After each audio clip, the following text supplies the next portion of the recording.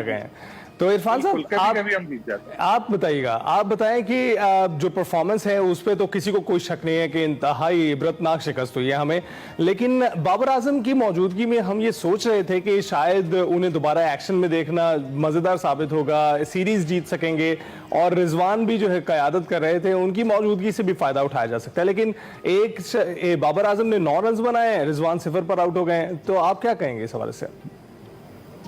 और देखिए, ये बहुत शेमफुल किस्म की डिफीट है पाकिस्तान के लिए। ये सिर्फ डिफीट नहीं है, और 34 इयर्स के बाद हम ये सीरीज हारे हैं। लास्ट टाइम 91 में हम उनसे सीरीज हारे थे। तो ये इसके पीछे एक बहुत पूरा सिस्टम है। मैं हमेशा बात करता हूँ, चीजें ना एकदम खराब होती है ना एकदम ठीक होती है, इसके लिए पूरी कंटिन्यूटी है। ये कंटिन्यूटी तब शुरू हुई थी, देखने में तो हमें 2 साल नजर आ रहे हैं ना, कि 2 साल पिछले एशिया कप से लेके अब तक इस टीम का डिजास्टर हो गया, डिबैकल नजर आ रहा है। लेकिन मेरा मानना यह कि जब आपने सरफराज को कप्तानी से हटाया था, that was the first day, जब आपका ये जो डिक्लाइन का वो पहला दिन था, वो पहला कील ठोका गया। उसके बाद जितने लोग आए, जितने भी आपके रजीम के अंदर 4 चेयरमैन, 26 कोचेज, 6 कोचेज, 26 सेलेक्टर, ये एक बड़ी लंबी कंटिन्यूटी। 4 दफा 1 साल के अंदर आपने डोमेस्टिक का सिस्टम चेंज किया, तो हर एक ने अपना हिस्सा डाला। जैसे सलीम साहब बात कर रहे थे कि हॉकी वाला हाल, स्क्वाश का भी हमने यही किया, हॉकी का भी यही किया। जब आपकी विक्ट्री सिस्टम से आउट होती है, वो कनेक्शन जो है अवाम के साथ लोगों का, वो खत्म होता है। लोग ऑलरेडी काफी दूर चले गए, नाराज हो चुके हैं। कुछ प्लेयरों के आपने नाम लिए, किस किस का लेंगे? कप्तान से स्टार्ट करना चाहिए। मतलब कप्तान जब बैटिंग करने आया, और आप उनके कप्तान भी चौथे नंबर पे आता है, हमारा भी आता है। एक तो पूरे पाकिस्तान की 26 करोड़ की आवाम में से हमारी नेशन के पास कोई बैट्समैन नहीं है कि रिजवान से हमने चौथे नंबर पे बैटिंग करानी है। जो ये ब्रायन लारा का नंबर था, इमामुल हक का नंबर था, जैक कैलिस का नंबर था। अब हमारी बदकिस्मती है कि मोहम्मद रिजवान आता है उस नंबर पे, और वो जब बैटिंग कर रहा होता है, वो ऐसे लगता है देख के आपको कि जैसे दुनिया का सबसे मुश्किल तरीन काम कर रहे हैं। यानी कि वो काम अगर किसी गांव के किसी मजदूर को दे दिया जाए और वो बैटिंग करने आएगा, तो वो गरीब तरीके से डांस करेगा पिच के ऊपर आके, वो हमारा कप्तान कर रहा है। मुझे लगता है कि शायद इनकी क्रिकेट खत्म हो चुकी है। वो जो 3-4 साल क्रिकेट इनकी थी, वो खेल चुके हैं, और अब आप उनसे जबरदस्ती वो काम ले रहे हैं। इसी तरह हमारे कई प्लेयर है जो अपने नाम और रेपुटेशन पे खेल रहे हैं। ठीक है, आपने T20 में एक हार्ड डिसीजन लिया, आपने आगे बढ़ना है। अब आप नए बच्चों को चांस दे।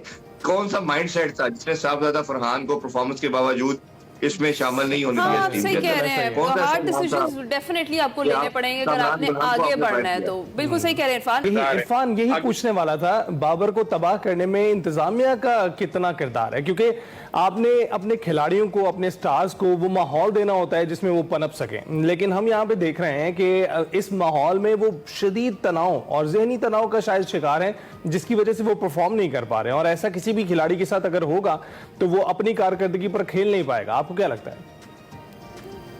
देखिए, ये आपको पास में ना बहुत प्रेसिडेंट मिलेंगे, बहुत एग्जांपल मिलेंगी, अब एक बड़ी लंबी आपको लेजेंड्स की लिस्ट मिलेगी कि जिनकी लाइफ के अंदर बुरा टाइम आया, कैरियर में ऐसे हुआ, लेकिन वो लार्जर देन लाइफ बने। अभी कोहली की मिसाल आप सबको याद है, 2-3 साल उससे रन्स नहीं हुए थे।